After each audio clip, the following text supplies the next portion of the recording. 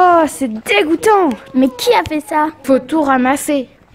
Oh les filles, il faut vraiment trouver une solution pour moins de pollution. Moi j'ai une idée, on va leur montrer. Ah ouais!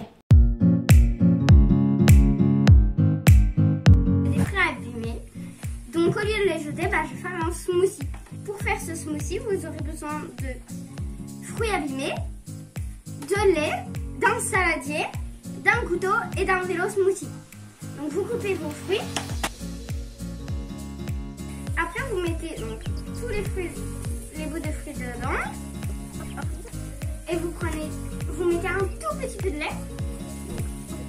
Vous allez passer au vélo smoothie pour mélanger tout ça.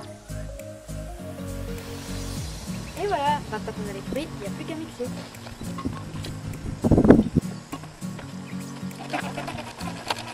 Ça doit être prêt. Je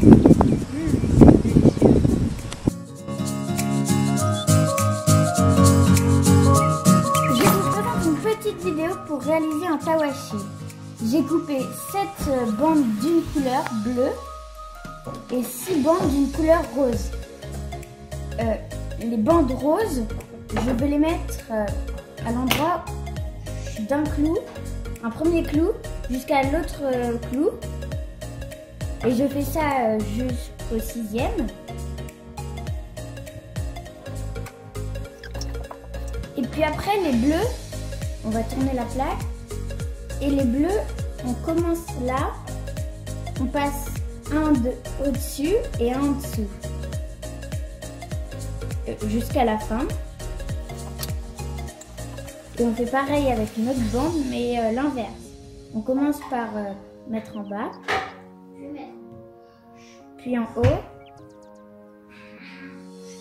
et jusqu'à la fin.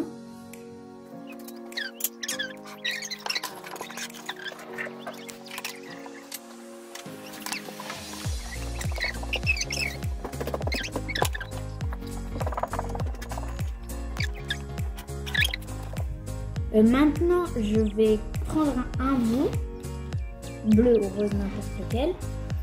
Puis je vais passer celui-là. Je vais prendre l'autre. Je vais le passer dedans.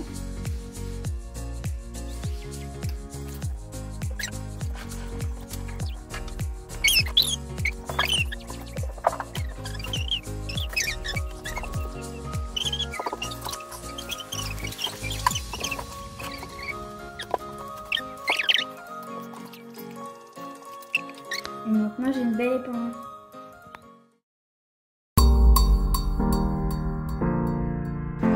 Bonjour les enfants. Bonjour Lucien, on a des vieux vélos qu'on veut plus, qu'est-ce qu'on peut en faire? Venez avec moi, je vais vous montrer ce qu'on peut en faire. Moi le vélo c'est un peu ma passion et comme je suis bricoleur, j'ai fait beaucoup de vélos. Donc maintenant les vieux vélos je les récupère et je fais des petites sculptures avec. Donc suivant l'actualité, suivant mon imagination, suivant les émotions. Et donc je peux par exemple désosser un vélo pour en faire une petite bigoudaine ou alors faire une boule avec des pignons ou quand je démonte un pédalier je peux voir un petit visage et du coup avec un peu de chaîne je fais des cheveux et autrement je peux faire aussi une petite araignée.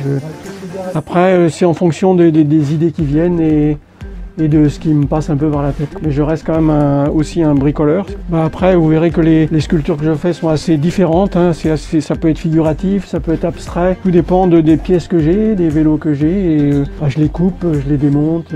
Et voilà, j'essaie de faire quelque chose quand même d'assez, qui me convient, quoi. Avez-vous eu des débuts difficiles pour vos premières sculptures? Difficile pas vraiment parce que comme le vélo je connais, j'ai fait beaucoup de vélo et pour moi le vélo ça me parle. Et du coup depuis que je suis en retraite j'ai commencé à défaire les vélos et j'ai vu des choses. Et avec mon imagination j'ai pu créer de la matière, j'ai pu créer des choses. Est-ce que vous vendez quelques sculptures que vous faites? Pour l'instant je n'ai pas vendu. Ce qui me passionne le plus c'est de partager avec les gens, donc de faire des expositions, d'exposer ce que je fais. Et j'ai à peu près une centaine de sculptures réalisées, donc je me déplace où on me demande. Comment avez-vous fait pour accrocher vos vélos dans l'arbre?